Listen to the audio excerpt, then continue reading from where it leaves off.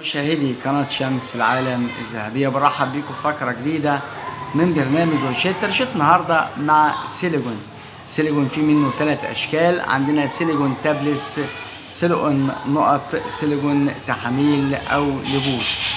سيليكون أقراص وتحاميل ونقط أعزائي المشاهدين بيتم وصفها لعلاج الكحة الجافة أعزائي المشاهدين، وما يعانيه الطفل أو الكبير من أعراض الكحة الجافة أعزائي المشاهدين. لو جينا نتكلم عن سيليكون بوجه عام، لو بتبحث أو بتبحثي عن معلومات عن سيليكون بأشكال مختلفة، هنقول لك عندنا أعزائي المشاهدين سيليكون واحد من أشهر الأدوية اللي بيتم استخدامها أو وصفها في علاج الكحة الجافة. وهتكلم النهاردة عن إيه هي مكونات سيليكون وفوائدها والأعراض الجانبية والجرعة وطريقة الاستخدام.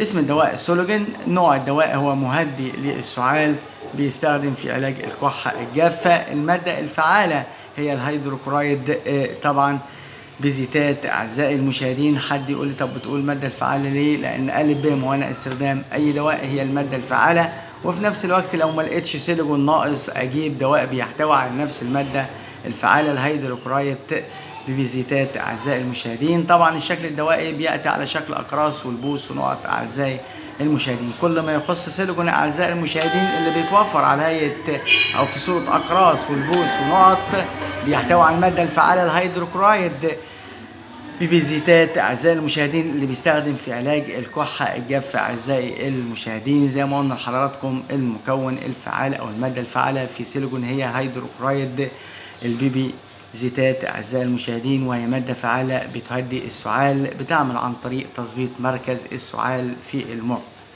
أنواع سيليكون أعزائي المشاهدين، عندنا سيليكون أقراص، سعر الشريط 9 جنيهات 10 حبات. علبة بتحتوي على 2 شريط، بيحتوي كل شريط على 10 أقراص، بيحتوي كل قرص على 2 بالظبط 20 ملي جرام من المادة الفعالة.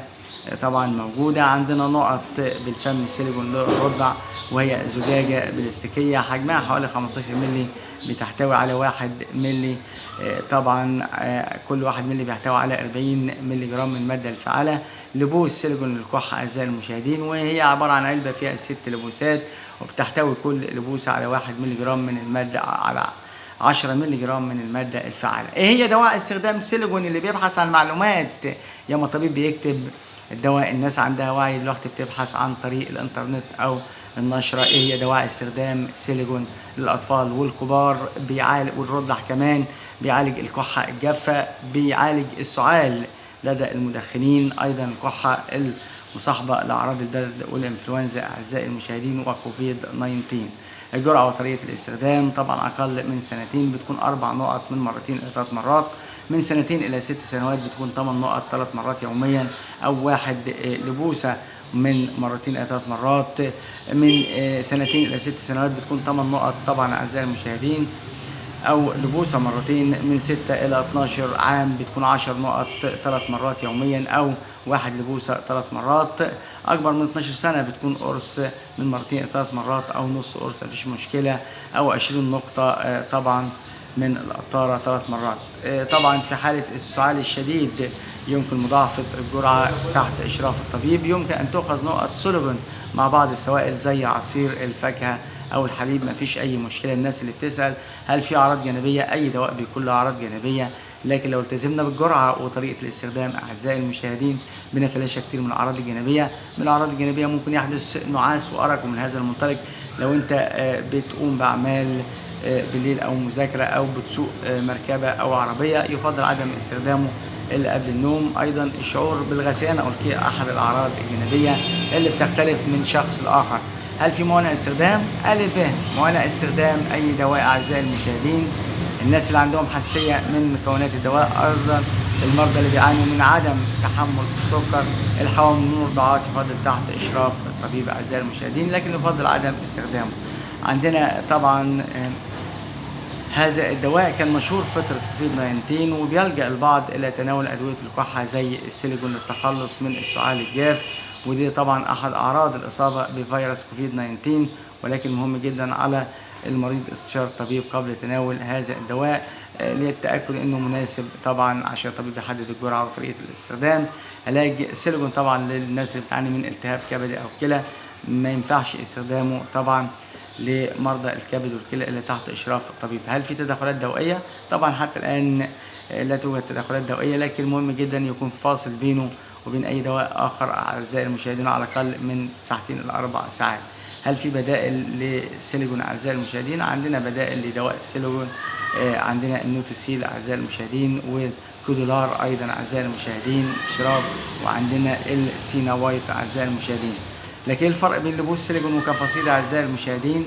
لبوس سيليكون اعزائي المشاهدين هو دواء مهدئ للسعال، بيخفف من الكحة الجافة، وبيحتوي على المادة الفعالة هو هيدروكرايد بيبي ذات اعزائي المشاهدين. اما لبوس كفاصيد هو دواء لعلاج اعراض البرد والانفلونزا وما يصاحبها من كحة وسعال، بيحتوي على المادة الفعالة هي الباراسيتامول مسكن الآلام، وخلاصة نبات الغزلندية أعزائي المشاهدين بتخفف من الكحة، وخلاصة نبات الجليسيميوم أعزائي المشاهدين مسكن الآلام وبيحسن من التنفس، وزيت النابولي أعزائي المشاهدين مضاد للميكروبات والالتهابات. كفاصيد لبوس للكحة ومذيب للبلغم للرضع والأطفال، في منه الأطفال وفي منه للرضع، في منه ال100 وفي منه ال200. ايه هي اضرار لبوس سيليكون اعزائي المشاهدين اللي معانا النهارده؟ الدواء قد يسبب بعض الاعراض الجانبيه زي اضطراب المعده والحرقان والشعور بالغثيان او القيء.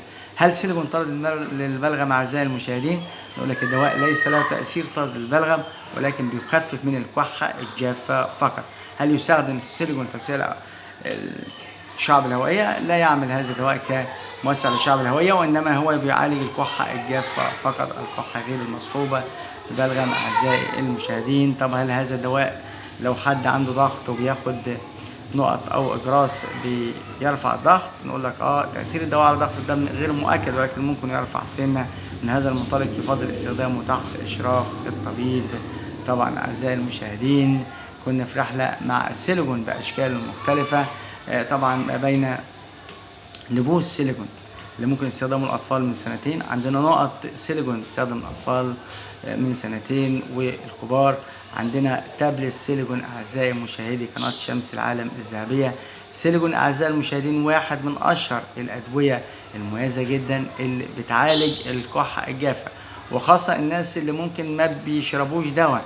النهاردة سيليكون عندنا منه تابلس، وعندنا منه نقط ممكن تحط على العصير، ايضا ممكن على الحليب. عندنا ايضا سيليكون تحاميل لبوس اعزائي المشاهدين باشكال ثلاثيه في سعر متناول الجميع.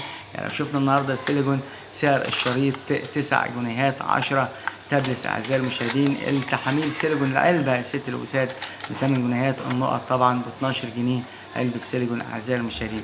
كنا في رحله اعزائي مشاهدي قناه شمس العالم الذهبيه. لو بتبحثوا عن معلومات عن سيليكون باشكاله الثلاثيه، كل ما يخص سيليكون تناولاه. لكم منا كل التحية في برنامج روشتة الحياة، أفضل لكم ليا، ورب انزع كل أمراض.